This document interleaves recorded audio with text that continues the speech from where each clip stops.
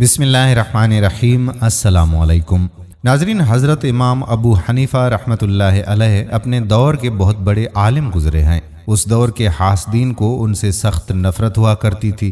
وہ کسی بھی طرح یہ چاہتے تھے کہ آپ کا نام خراب کر دیں اور آپ کی عزت پامال کر دیں۔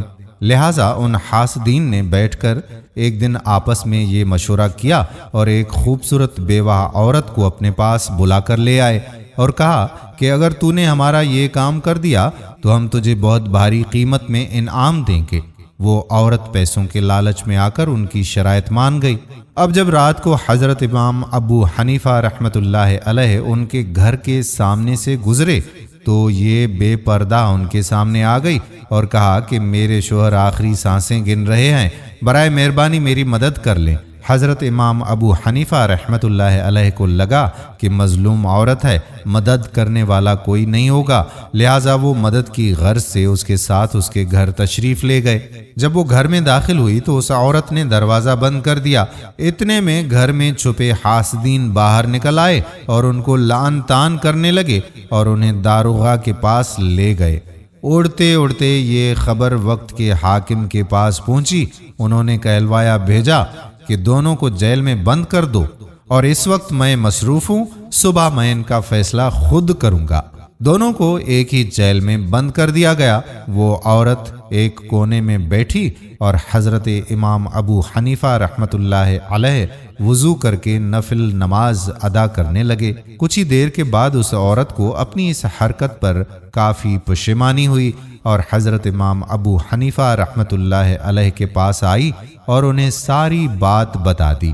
اس کے بعد اس عورت نے امام ابو حنیفہ سے معافی بھی مانگی اور کہنے لگی کہ کوئی راستہ بتائیں جس سے ہم دونوں رسوائی سے بچ جائیں۔ آپ نے فرمایا کہ اس حوالدار کو کہو کہ میری طبیعت ٹھیک نہیں ہے، مجھے گھر جانے دو، میں جلد واپس آ جاؤں گی، اور پھر میرے گھر جا کر میری بیوی کو سارا واقعہ بیان کر دینا اور اپنی جگہ اسے برقع پہنوا کر بھجوا دینا۔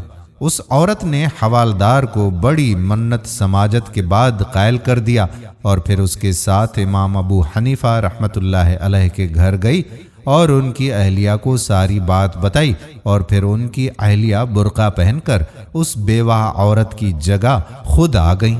اگلے روز حاکم وقت نے دونوں کو اپنے دربار میں بلایا۔ دربار میں رایا کھچا کھچ حاضر ہوئی۔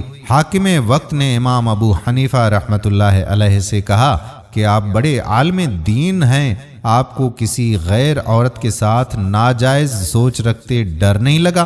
امام ابو حنیفہ رحمۃ اللہ علیہ نے اپنے سسر کو بلوایا اور کہا کہ ان کا چہرہ دیکھ کر بتائیں کہ یہ کون ہے۔ انہوں نے کہا کہ یہ تو میری بیٹی ہے جس کا نکاح چند دن پہلے میں نے امام ابو حنیفہ سے پڑھوایا ہوا ہے۔ اس کے بعد حاکم نے ان سے معافی مانگی اور حاسدین کی چال اس طرح سے ناکام ہو گئی۔ دوستو، ہمارے درمیان بہت سے ایسے لوگ پائے جاتے ہیں جو ہمارے رتبے اور علم کی وجہ سے ہم سے حسد کرتے ہیں۔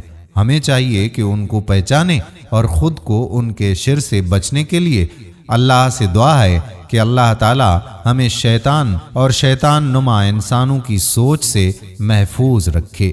آمین ثم آمین یا رب العالمین۔